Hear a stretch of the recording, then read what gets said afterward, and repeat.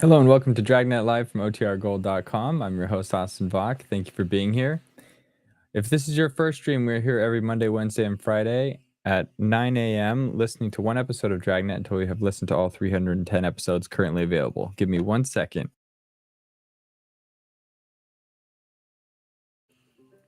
Had a lot of background noise going in a minute. Had to shut that off. So today we're going to be listening to episode 126. The title is The Big Hit and Run Killer. It's about an elderly woman and her 9-year-old grandson that are struck down while crossing a pedestrian sidewalk in Los Angeles. They're hit by a speeding truck.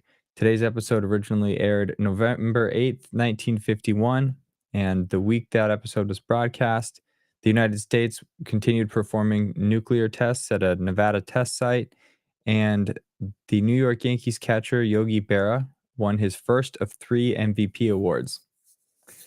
So that's what's happening. If you want to look at other things that are happening, there's a link in the description that'll take you to the page that I always look up, so you can peruse additional things. Shout out to Life with Roscoe, Film Noir Buff, Joshua, So Over It, Nell, Sam, Alfredo, Addie, Mary. I think that's it. I like this sarcastic comment here.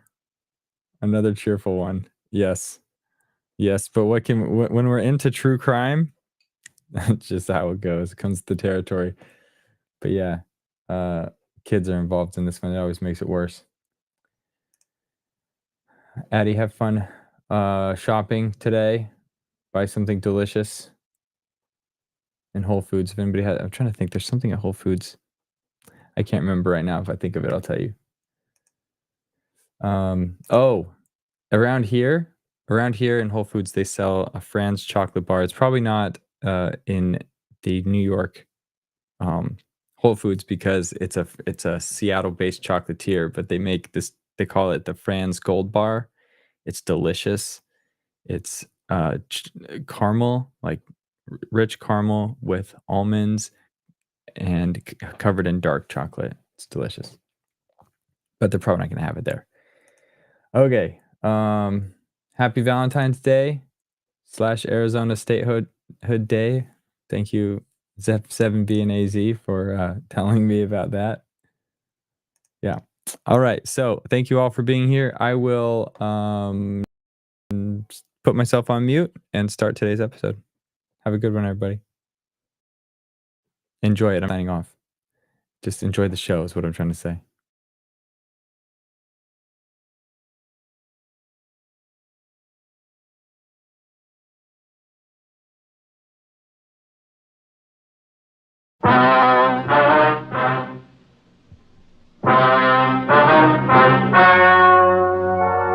The story you are about to hear is true.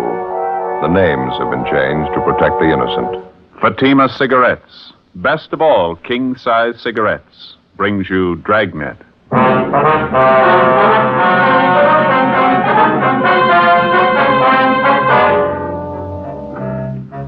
You're a detective sergeant.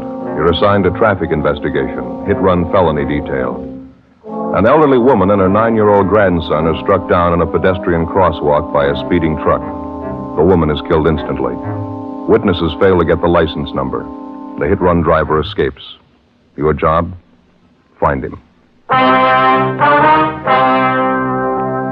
The latest Fatima sales report shows thousands and thousands of king-size cigarette smokers are switching to Fatima. For the month of October, coast-to-coast actual figures show Fatima sales are up 110%, or more than double. Fatima, best of all king-size cigarettes. Definitely the best quality in its class, but the same price as the cigarette you're now smoking. Remember, thousands of Americans are switching to extra mild Fatima. Next time, insist on the best, king-size Fatima, in the distinctive golden yellow package.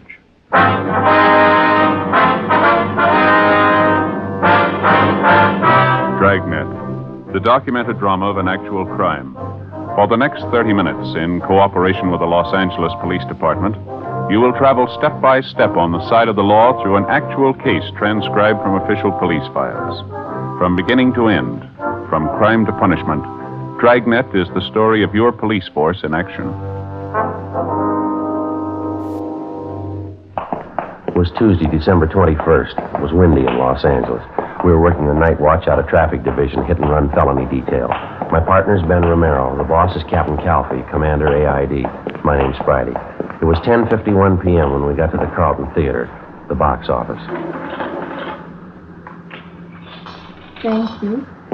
How many, please? Police officers, ma'am. I'd like to talk to you for a minute if we could. Oh, yes, you mean about the accident? Yes, ma'am. One of the officers in the traffic car across the street, he told us you're one of the people who saw it happen. Yes, that's right. Terrible thing. It was an old lady and her grandson, you know. Yes, ma'am. Would it be possible for you to get a relief for a little while? A few questions we'd like to ask you about it. It won't take very long. Well, I'll be off duty at 11. That's when the box office closes. 8 minutes to 11 now. Would you like to wait? All right, ma'am. Fine. Cold wind out there. Would you like to wait in here? Right around back here. I'll open the door for you. All right, ma'am. Thank you.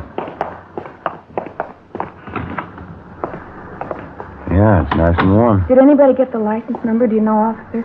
I mean, on that truck that ran them down? No, not that we know of. We understand the officers in the traffic car talked to you. You didn't see the number either? No, I'm sorry I didn't. The whole thing happened so fast. I saw the old lady grab the little boy, pull him next to her. It was an awful thing. The truck hit them both together. It's funny the things you notice. The boy was carrying a little box of candy. I heard this terrible thud when the truck hit them. I looked and the candy was spilled all over the street. I just couldn't help it. I got sick to my stomach. Yes, ma'am. I can understand. Now, about this truck that ran them down, do you think you'd know it if you ever saw it again? Well, I'm not sure. I think I might, yes. It was one of those delivery trucks, you know. I think you'd call it a panel truck. It was a light tan color all over, and there was black lettering on the side. Mm-hmm. Could you make out any of the lettering at all? Well, I think there were 3 or 4 words painted on the side, and I know one of them was bakery. I'm sure of that. Did you recognize what make of truck it was, ma'am? The year, the model? It was a late model. I'm pretty sure of that. Either a Chevrolet or a Ford, I'd say. One of those regular delivery trucks like some bakeries use. You sure about that word you saw lettered on the side? It said bakery. Yes, I'm positive of that. Now, anything else out of the ordinary that you might have noticed about the truck, ma'am? Anything outstanding that might have caught your eye? No, I'm sorry, officer. That's about all I can tell you. How is the old lady, do you know, and the little boy? Could they tell you anything? Yes, ma'am. The woman's dead. She was killed instantly. They've taken the youngster over to Georgia Street Receiving Hospital. Afraid he's in pretty bad shape, too. Terrible shame. Poor old lady. She lives right here in the neighborhood, you know. Seen her shopping in the market next door here Saturday afternoon. It's just tragic. Yes, ma'am, it is. Boy's her grandson, you know. Somebody said he was down visiting her for the Christmas vacation. Seemed like a nice kid, well-behaved. She seemed so proud of him. Sure be a sad Christmas for the family.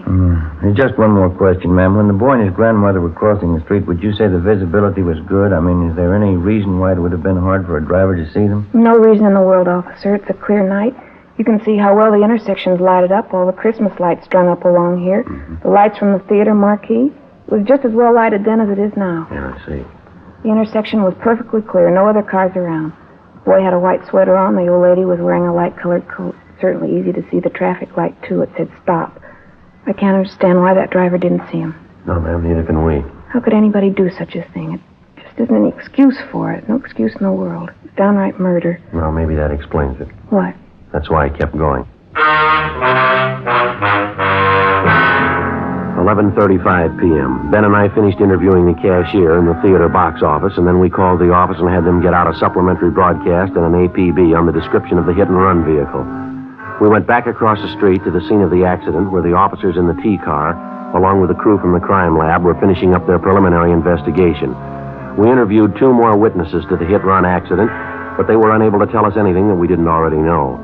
When we got back to the office, we put in a call to Georgia Street Receiving Hospital, where they told us the 9-year-old boy struck down by the hit-run driver was still in a critical condition.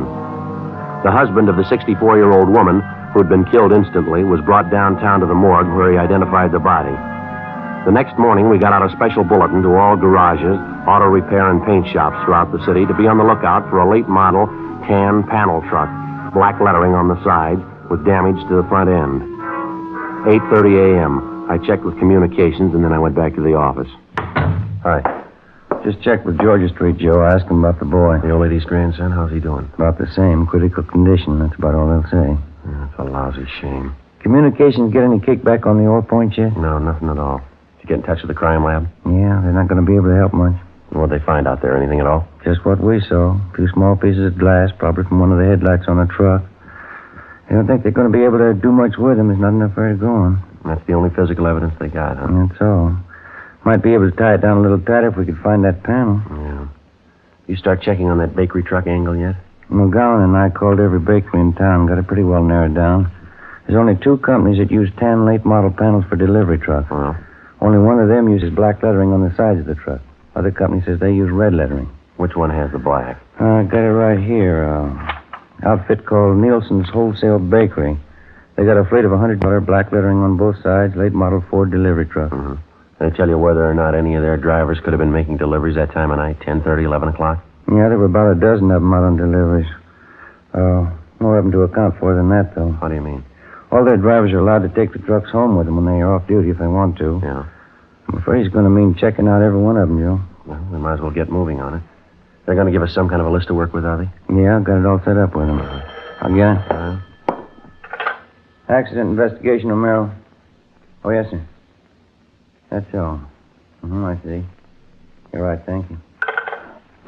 Rotten deal. Yeah, what's the matter? That young kid, the grandson? Yeah. He just died.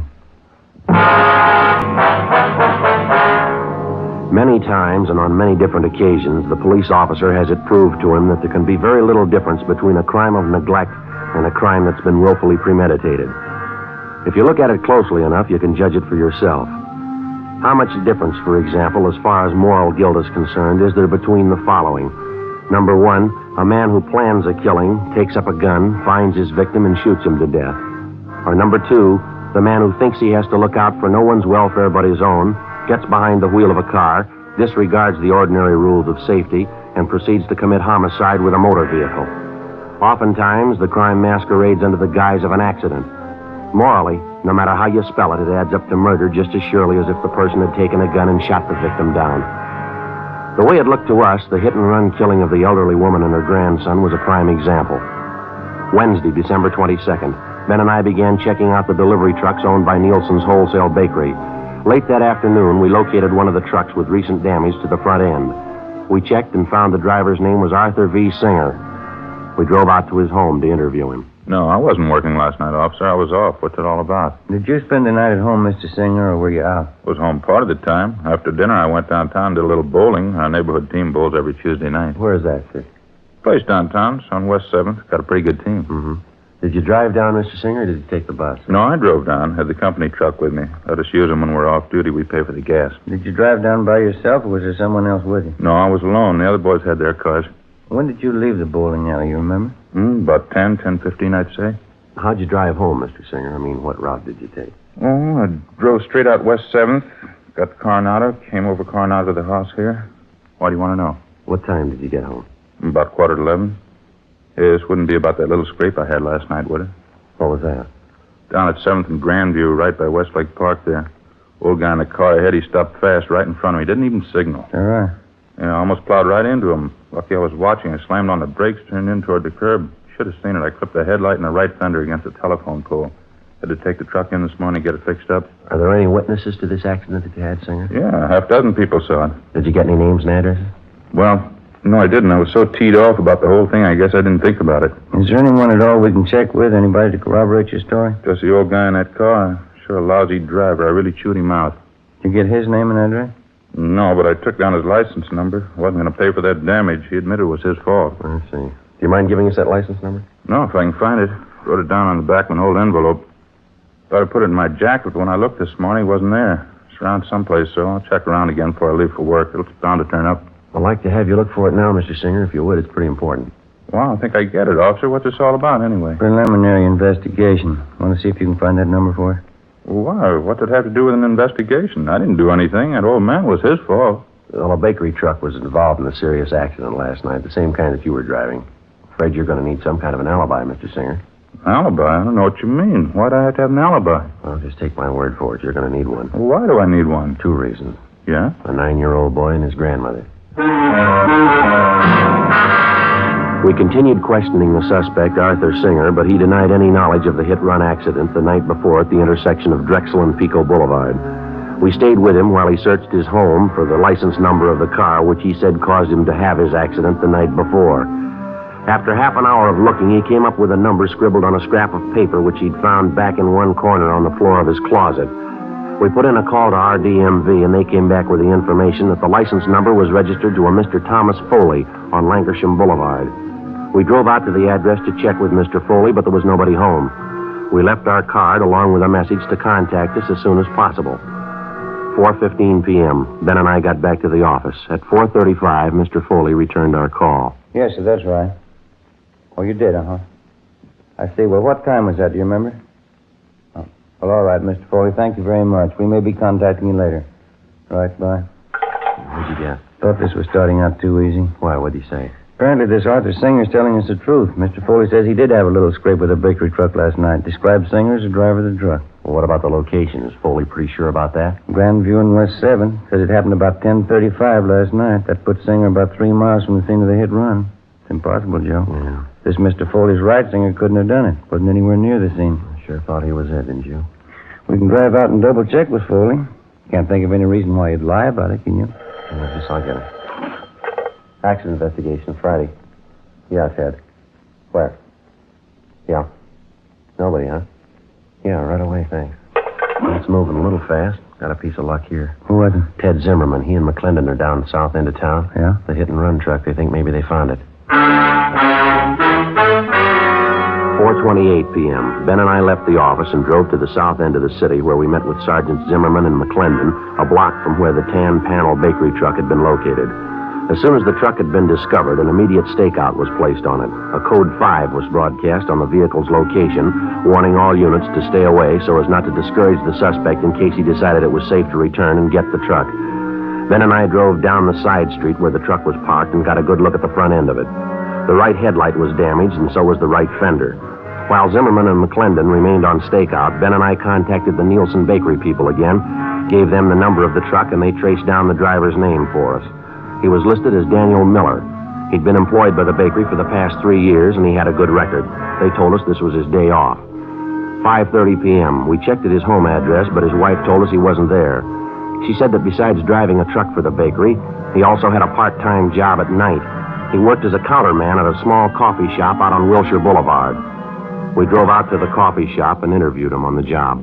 No, I'm sorry. I don't know where the truck is. I wish I did. What happened, Mr. Miller? Was it stolen? No, not exactly. A fellow that comes in here quite a bit. His name's Paul. Good customer. He borrowed the truck from me last night. Said he'd only be gone an hour. I haven't seen him since. Where does this man live, this friend of yours, Paul? Well, to tell you the truth, I don't know. Good customer. He comes in quite a bit at night when I'm working. Gotten to know him pretty well. He asked to borrow the truck for an hour. Didn't think much about it. Let him have it. Is there anything wrong? What's this Paul's last name, do you know? No, I guess I don't. Never thought to ask him, as a matter of fact. Guess they never had any reason to. About what time was it last night that you loaned him the truck? A little after 8 o'clock, I think it was. He said he wanted to take his television set over to a guy he knew and get it fixed. He told me he'd be back by 10 o'clock at the latest. You don't know where this man lives? You have no idea at all how to get in touch with him? No, I guess I don't, Sergeant. Why? You in the habit of lending the truck to strangers? No, not usually. Well, what's your beef, anyway? What's this all about? What are your hours here at the coffee shop, Miller? When do you check in for work and when do you leave? I check in at 7 o'clock. I go a straight 5 hours to midnight. That's when we close up, midnight. Well, you worked that shift last night, did you? 7 p.m. straight through to midnight? That's right. Monday through Saturday, 6 days a week. That's the schedule. Just a part-time job for me, extra dough, you know. My regular job is driving the truck for the bakery. Was anyone around last night when your friend Paul came in to borrow the truck? Maybe another customer, a waitress, somebody we could double-check with? No, there were a couple of other customers in the place. Don't know who they were, though. Why do you have to double-check anyway? I haven't done anything. I loaned Paul the truck, that's all. Well, have you any way at all of proving you were here from 7 to 12 last night? Must have been some customers you waited on that you remember. Sure, there are at least half dozen, and they'll tell you I was here. I'd like to have their names and addresses if you don't mind, Miller. Yeah. Excuse me a minute, huh? Got a customer to wait Sure, on. go right ahead. Hi, Dan. I missed you last night. Hi, Fred. What do you have? Coffee, a couple of those donuts back there, powdered sugar ones. Okay. Yeah, me and the missus dropped in for a sandwich after the show last night. Looking for you. That's so? Yeah, about 10:30. Where were you, Dan?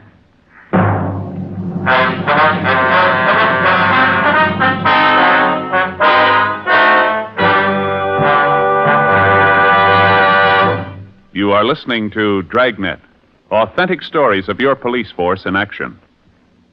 If you smoke king-size cigarettes, listen to Fatima's amazing new offer. Buy a pack of Fatimas. Enjoy their extra mildness and superbly blended tobaccos. If you don't like Fatimas better than the king-size cigarette you are now smoking, return the pack with the unused Fatimas before December 1st, and we'll give you your money back, plus postage.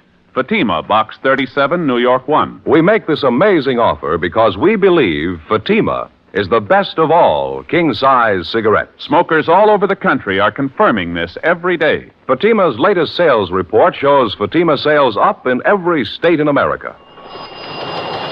For the month of October, coast-to-coast actual figures show Fatima sales up 110%, or more than double. Yes, thousands of Americans are switching to Fatima. So why wait? Switch to Fatima today. Best of all, king-size cigarettes.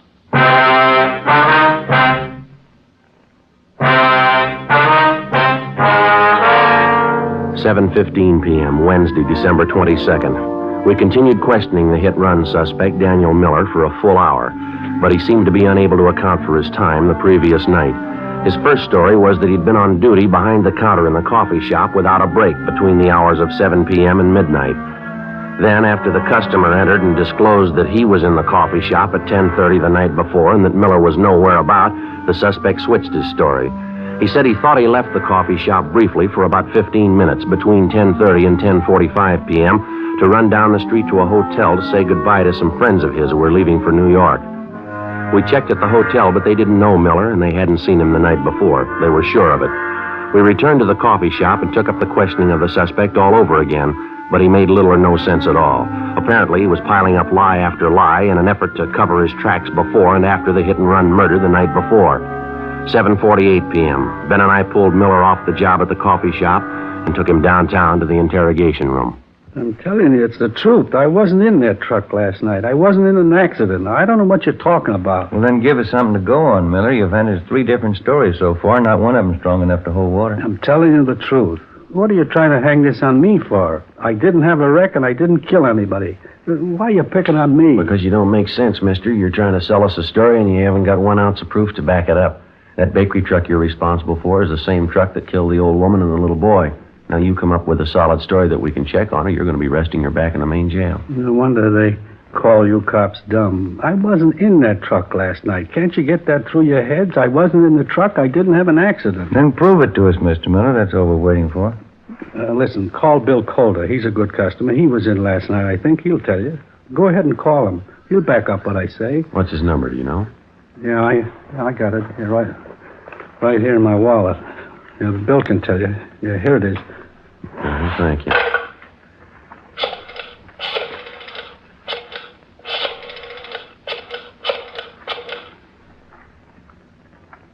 Hello, William Calder there, please? Yes, ma'am, it's important. All right, will you have him call Michigan 5211? Yeah, 5211. That's extension 2512. Right, thank you very much. Well, he's busy. He'll call back in a minute. He'll tell you the truth. I was in the coffee shop all night. Just those couple of minutes I ran down to the hotel to say goodbye to those friends of mine. That's the only time I left the place. Well, how come you couldn't tell us that to begin with, Miller? You say you've got nothing to hide? Well, why do you have to hand us 3 different stories? Which one are we supposed to believe? I got nervous, that's all, when you first come in and started to ask questions. I didn't know what it was all about. I didn't know there was any trouble. I just loaned the truck to this guy, Paul, as a favor. How'd I know what he was going to do? Getting himself in a jam like that. All right, now try to look at it from where we stand, Miller. You loan out your truck to a man. You don't know his last name. You don't know where he lives. You say he must have been driving the truck when the lady and the boy were killed. Sure, he must have been driving it. I wasn't. I was back at the coffee shop. I was there until midnight. All right, then prove it to us. If you know the man well enough to loan him the truck, you ought to be able to find him. No, they must be Bill Calder. He'll tell you. Go ahead. See what he says. Yeah. Interrogation room, Friday. Oh, yeah, Mr. Culver. Well, my name's Sergeant Friday, LAPD, Accident Investigation. Friday, yes, sir, that's right. Wonder if you'd tell me if you know a Daniel Miller? Mm-hmm. When's the last time you saw him? Do you remember? I see. The place where he works, the coffee shop? Were you in there last night by any chance? Did you see Miller in there? You're sure? Yes, sir. No, sir, that's all for now. Thank you very much. We're going to contact you later on. Thank you. Goodbye. Well, how about it? He told you, didn't he? That enough for you? He says he hasn't been in the coffee shop for 3 days. 9:45 p.m. Our interrogation of the hit-and-run suspect, Daniel Miller, went on. At his suggestion, we called half a dozen people who he figured might substantiate his alibi, but none of them were able to. Miller continued to deny any knowledge of the hit-run killing, but he still couldn't account for his whereabouts at the exact hour the 9-year-old boy and his grandmother were run down. The time element especially didn't work in his favor. Nothing worked in his favor. 11:30 p.m., Ben and I took Daniel Miller over to the main jail where he was booked in on suspicion of 480 V.C. The following afternoon, his lawyer obtained a writ, and he was released from custody. The writ was returnable in 5 days. He came immediately to the office to plead with Ben and I to help him find Paul, the man who'd borrowed his truck, and thus clear himself. We took him up on it. Either way, we figured we'd get to the bottom of it. If Miller dreamed up the character Paul to escape blame for the hit-and-run killing, we were bound to find out sooner or later. If Miller was telling the truth, we had little reason to believe he was, and a man named Paul had borrowed the truck the night of the hit-and-run killing, we were bound to find that out, too. In any event, we had to investigate. It's the job of the police officer to prove guilt or innocence, not guilt alone. 2 days passed, and then another 2. The Monday following the Christmas weekend, we were ready to call a halt. I don't know what else we can do. I think we've given enough time, don't you? The deeper we get into it, the more it looks like Miller's our man. I still can't make up my mind. Why do you have to be stubborn about it? We've checked every possible angle on his story. We still haven't an ounce of proof that this guy Paul he talks about even exists. We can't string along with Miller forever. I suppose you're right. We've given him a square enough break on it. I still got that funny hunch.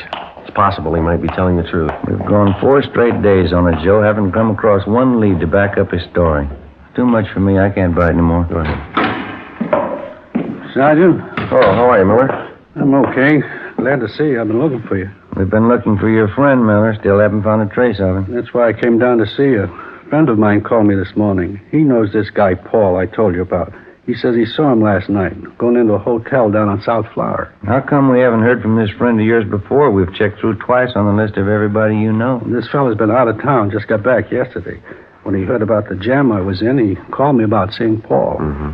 This hotel Paul was supposed to have been seen going into. Have you got the address of it? Yeah, it's over on South Flower, right near 12th. You want to go over there with me right now? This friend of mine wouldn't kid me. Paul must be there. You're sure about that? He must be there. I'll bet a month's pay on it. You might be low, mister. What? Stands to cost you a lot more than that. We went up to the 3rd floor to room 318, but the man registered as Paul Barton wasn't in. He'd left no word at the desk as to when he'd return. We sent Miller home and told him to wait for our call. Ben and I went on stakeout at the hotel. At 7:25 that night, Paul Barton returned to his room and we began questioning him. He showed no signs of being upset. His answers were quick, straightforward, and they seemed to make sense. The interview went on. A half hour, an hour, and Barton began to grow a little nervous. He contradicted himself. Big holes began to show up in his story as to how and where he'd spent his time the night of the hit-run killing. 8:45 p.m. Ben and I took Barton back to the office. We found Zimmerman in the squad room and had him phone Miller at his home and ask him to come downtown as soon as possible. Meantime, we checked Paul Barton through R&I, and then we took him to the interrogation room where the questioning went on. You're a little mixed up about that, aren't you, Mr. Barton? I thought you said you went to that bar downtown about 10 p.m. and then you went to visit at your sister's house. Now you tell us you went to your sister's house first and then you went to the bar downtown. Now, which is it? Well, that's getting a little high-handed, isn't it? Why do I have to account for my time to you? If it wasn't important, we wouldn't be asking you. I think you know that. Well, I don't know anything of the kind. You're trying to take advantage of me. That's the only impression I can get. I think I've answered enough of your questions. I'm going back to the hotel. Just a minute, Barton. There's one more thing. Yeah? Last time you were arrested for a traffic violation, you want to tell us what the charge was? What? I think you heard me.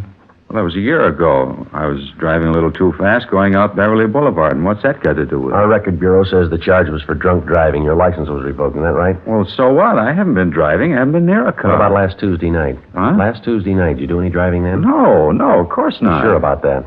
You're not trapping me. I answered all your questions. Now I'm No, getting you're out going of to here. stay right where you are, mister. Stay put. Ben, you want to check next door, see if Miller's come in with you? Yeah, okay. You can't make me stay here. It's illegal. You got nothing to hold me on. All right, then there's nothing to worry about. This won't take very long. We got a man by the name of Miller coming in. He says he thinks he knows you. Miller? I don't know any Miller. Nice going, Paul. Where you been? I said, where you been? What'd you do with the truck? I'm getting out of Yeah, grab him, Ben. Grab him. All right, now let me go. Settle down. Come on, mister. Settle down. I didn't do a thing. Look, you can't prove it. You can't prove I did. They're going to prove it, Paul. I'm going to help them prove it. You sure been a real good friend.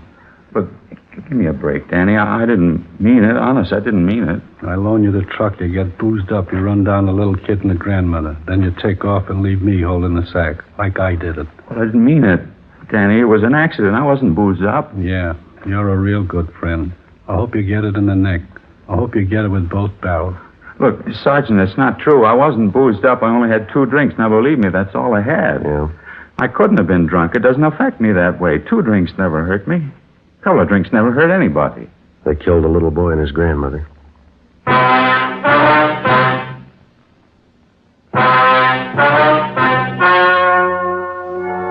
The story you have just heard was true. The names were changed to protect the innocent.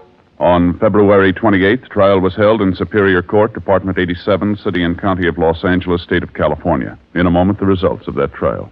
Now, here is our star, Jack Webb. Thank you. Friends, we made Fatima's money-back radio offer for the first time on Dragnet over a month and a half ago, Thursday, September 20th. Here's what happened. Over 10 million listeners heard Fatima's famous offer. That's right. Millions heard it, yet only 44 have written.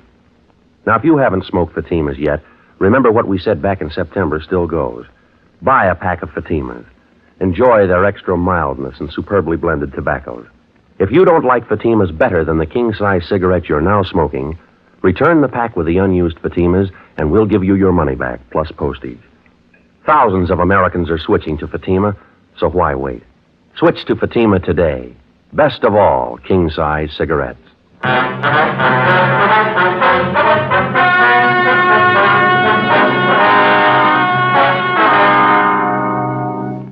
Paul Barton was filed on for violation of the State Vehicle Code, Section 480, a hit-and-run felony, and also for manslaughter, 2 counts.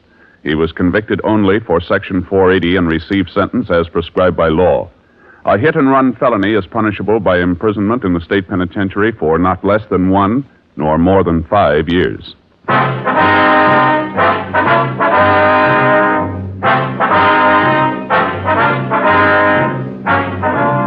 You have just heard Dragnet, a series of authentic cases from official files. Technical advice comes from the Office of Chief of Police W.H. Parker, Los Angeles Police Department.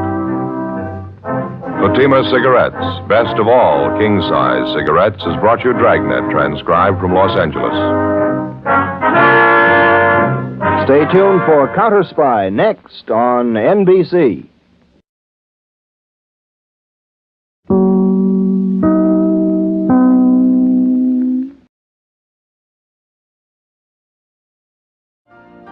You've been listening to the OTR Gold Network. Find more classic radio at otrgold.com.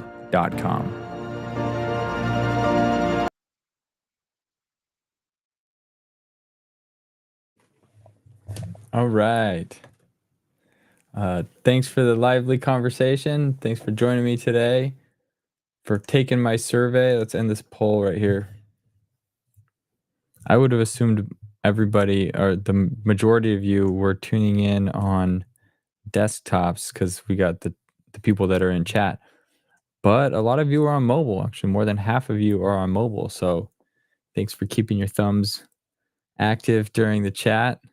And you know, sharing your thoughts throughout. So I want to share something because I asked people what they were doing this weekend. We had plans for today, but my daughter woke up a little bit sick, so plans are kind of in flux right now. But with this other thing I'm working on, let me show you, just because I like to share random stuff. And sometimes when there's not as much activity on the channel that you would expect, I want to show you what I'm working on that's still OTR related, but it takes a little work behind the scenes here. So I had this idea the other day, or actually a while ago. And to create the best place for YouTube for old time radio transcripts, because there are lots of that content on the internet throughout, but there's no like top website for that. And that's kind of what I want to create. I want to create the IMDb of radio. And John Dunning has like that great book. There's lots of great resources, but where's the like ultimate community site for this content? And if you know of one, leave it in the chat, because I don't want to try and rebuild the wheel. But I have this idea, but that I want to create it kind of like genius.com, if you've ever heard of that. And I'll share my screen real quick to show you what genius.com is. So this is a website. I'm going to hide the chat just for 1 second. Hide chat overlay. So this is a website for music lyrics. So let's go here and let's search. Let's get something from Creedence Clearwater. Okay, let's do this. Fortunate Son. Okay, let's click this one. So it gives me some information about who produced it, who wrote it. But then this is what I love about genius.com. It shows me the lyrics. I can also play the song if I wanted to. But then it lets people comment in line. So instead of just commenting on the whole song, which you can still do down here at the bottom, like regular, I can also go to this individual line and say, it ain't me, I ain't no senator. What does he mean? I click on it. And this is from a contributor there that's talking about, that gives their insight on this one thing, and people can upvote or downvote that. Sometimes certain sections have multiple annotations. Let's click this. Like here's 6 contributors. Oops. Sorry, guys. The idiom is typically expressed as being born with the silver spoon.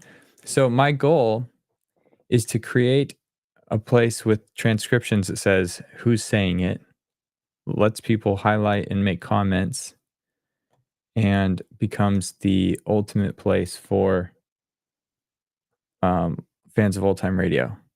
And maybe if it says like Joe Friday says it, you click on Joe Friday and it says who played Joe Friday, and then it takes you to the Jack Webb page and shows you all the known episodes he was in. So that's a very ambitious goal, and I don't know if I'll be able to do it. That's what I'm working towards, and so I'm trying to learn a few tools that I would need to try and build this, kind of bootstrap it myself. But that's one of the things I'm working on. And if you find other resources or websites that are like that, let me know. But that's something, if I'm staying around here this weekend with a sick kid, I'm going to try and find some time to work on that idea. So something to, just a little insight. Life with Roscoe said, read books by Martin Grams Jr.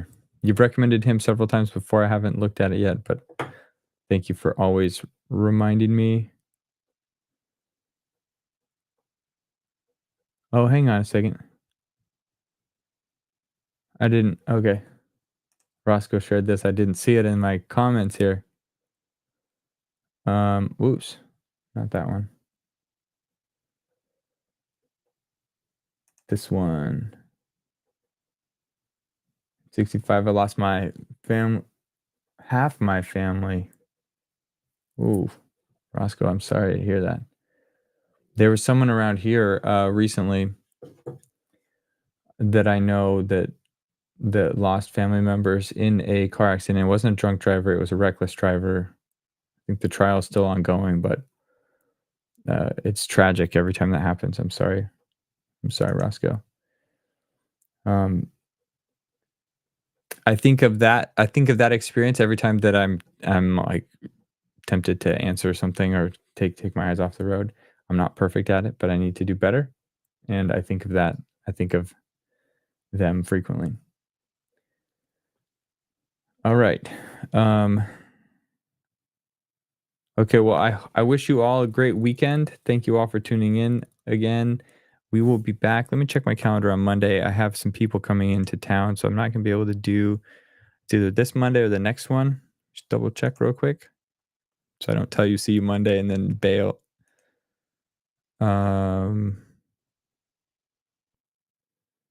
Yeah, I'll be here. So it'll be Monday and Wednesday. Monday, Wednesday, Friday next week will be regular. But then the week after that, things are going to be a little spotty. And then early March, I'm going to be out for a little bit. So keep, I'll update you on the schedule then. But next week, Monday, Wednesday, and Friday, we'll be here. So have a great weekend. I appreciate you all. And look forward to seeing you on Monday. Have a good one, everybody. And thank you. Let me go back. I kind of don't want to end the stream because people are chatting, which is good, but it'll stay on for a bit longer. Thank you for sharing that bit of your life, Roscoe. We love you. Yeah. Wish I could send you a virtual hug. But anyway, got to drop. Have a good one, everybody. See ya.